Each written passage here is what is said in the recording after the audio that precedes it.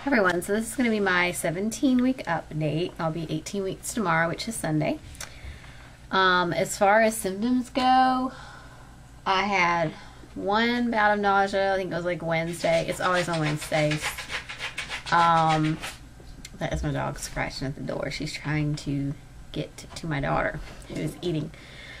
So anyways, I have one bout of nausea on Wednesday, and I had to take a Zofran for that.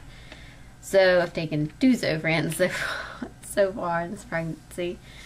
And then I'm like tired all the time with Ella. I don't remember being this tired, but I'm just so tired all the time. But I'm also transitioning from being on 11 to 7:30 shift to 5:30 to 2. And sometimes I'll get to work like 9 to 5:30. That's 8-hour shifts. I'm doing 10 hours, so it'll be like 7 to 5:30, I guess, and 6 to 4:30s. So, anyways, just really tired. A lot of mood swings, like, not really like mad, agitated kind of mood swings, and then happy, but more like a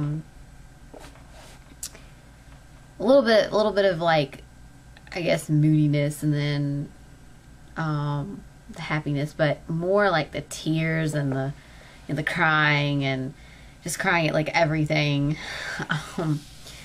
So that's, I don't remember getting that with Ella. I just remember like being really, really moody and just going off the handle sometimes.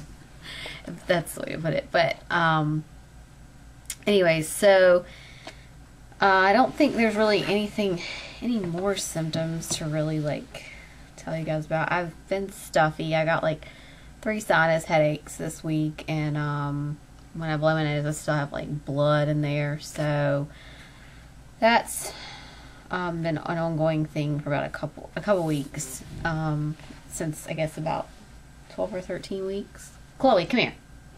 Come here. She sat there staring at me like, please let me up there. So anyways, that's really it for my symptoms. I can't really think of any other symptoms that I've been having.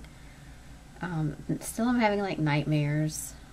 I don't know, like when you're pregnant, you also get like this fear put into you, really, or like a scary feeling like something's gonna happen to your family, or like something's gonna happen to your husband. I had it with Ella, and I have a little bit of it now with this pregnancy. I do work as a nurse in pre-op, so I see a lot of car accidents and kids who are really sick and they need surgeries and things like that, and so it just really makes you think. And be thankful, of course. So anyways, and that's really about it as far as symptoms go.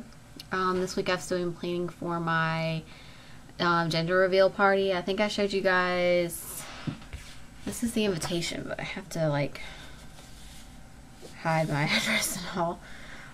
That is the invitation there, the cute little blocks and rattle and stuff. I really wanted to make these myself, but I'm not very creative, so I found these and just said, oh well, they're on clearance. And I even had, I went to AC Moore and got them, and I had like a buy one get one, or buy, it's like a 50% off coupon for anything. So I only paid like $8 for 24, which is not bad. I looked at the ones on like Etsy, and they wanted you to like buy them and then print them on your own. I was like, I kind of just want to like buy them and not have to print them on my own. But anyways, so I picked out the cake that I want to do for my gender reveal party. It's just like a basic cake. I'm going to have a pink duck and a blue duck on the top, and then I'll have like around the cake I'll have blue and pink little dots. On top of the cake I'll have, you know, blue and pink dots. I'm going to actually make the cake myself.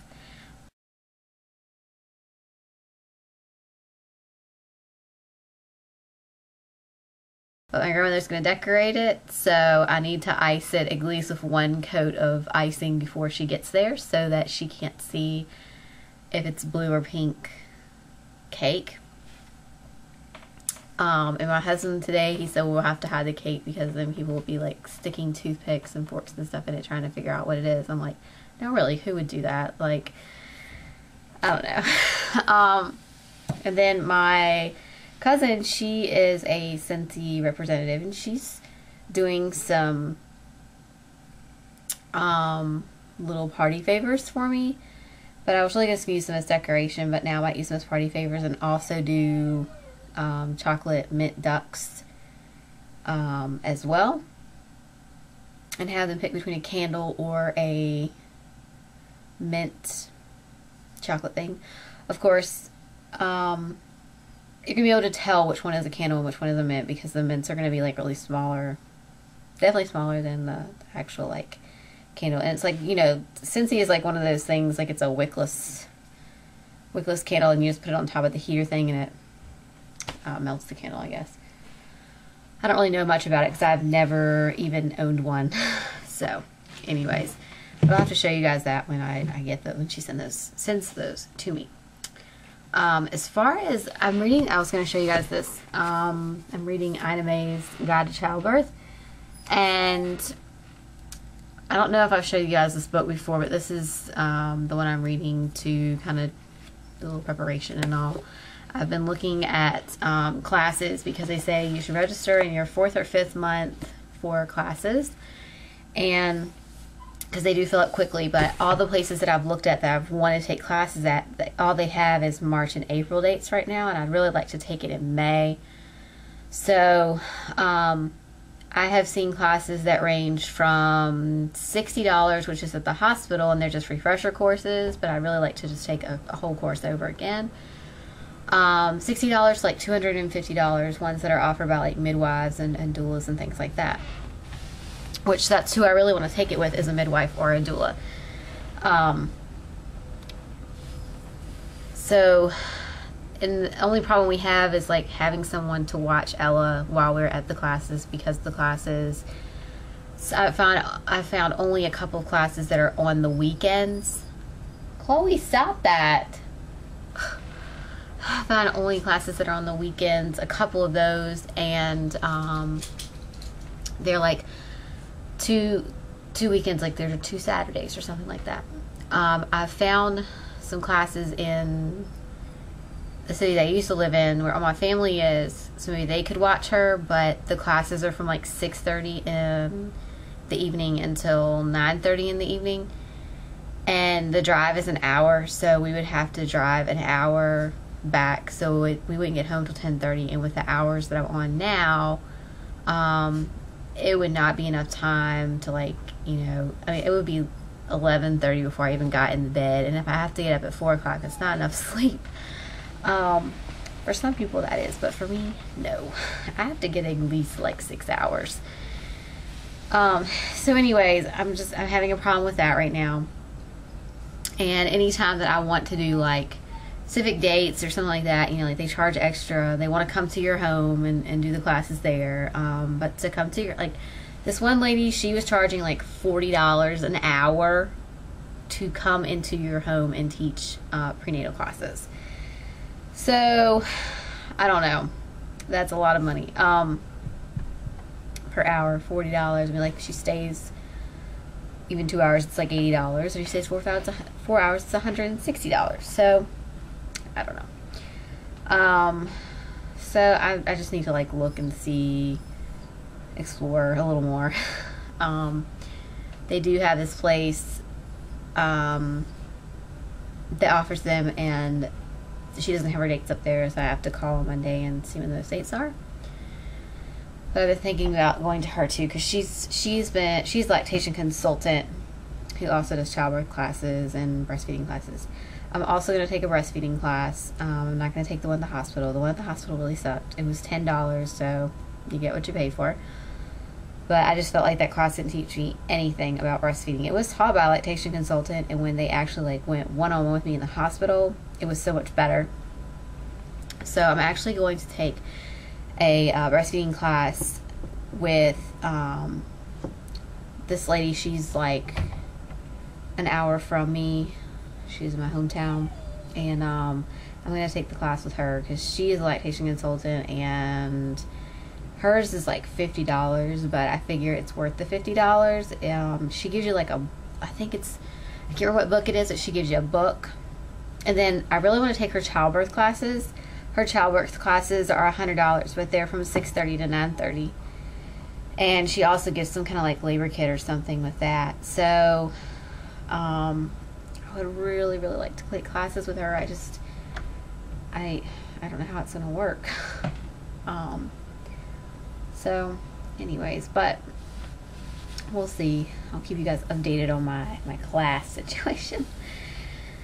I kind of don't really want to take a hospital class because I know that they'll just, be throwing out. I mean, like, they do have a low intervention class, but that low intervention class is for 6 weeks, and it's once a night, and it's here where I live, and I don't know who will watch Ella because daycare is only open till 7:30. So I have a real dilemma. It was not a dilemma when I didn't have a child, but now that I have a child, it's a dilemma. But anyways,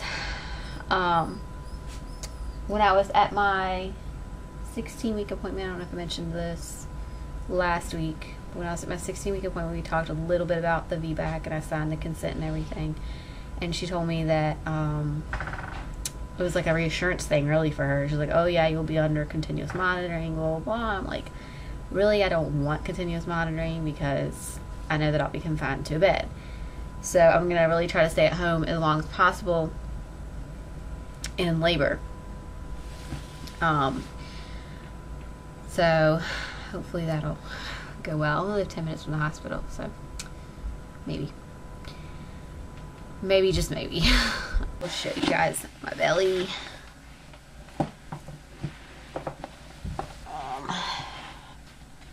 So this is the side with my clothes on. Just eating, so it probably kind of looks big. And then without my clothes, it's kind of, belly button is getting really weird looking. Here's it. And there's the front view. I don't really like the front view. Looks icky from the front. Other thing I forgot to mention is I'm feeling the baby a lot more now, move around, and not sure if like that's kicks or it's just flutters or what it is, but I can definitely feel the baby. Anytime like I drink caffeine, or especially at night when I lay down, it's just, the baby is just moving everywhere. And I can find the heartbeat now, even if I don't have a full bladder. I put it like right here. This is where the baby likes to sit, is like right around here. Put the Doppler right here. I can always hear the heartbeat. But this baby is a lot more active than Ella, and he or she will move as soon as I get that Doppler on them. So that is the belly. That's about it. Thanks for watching.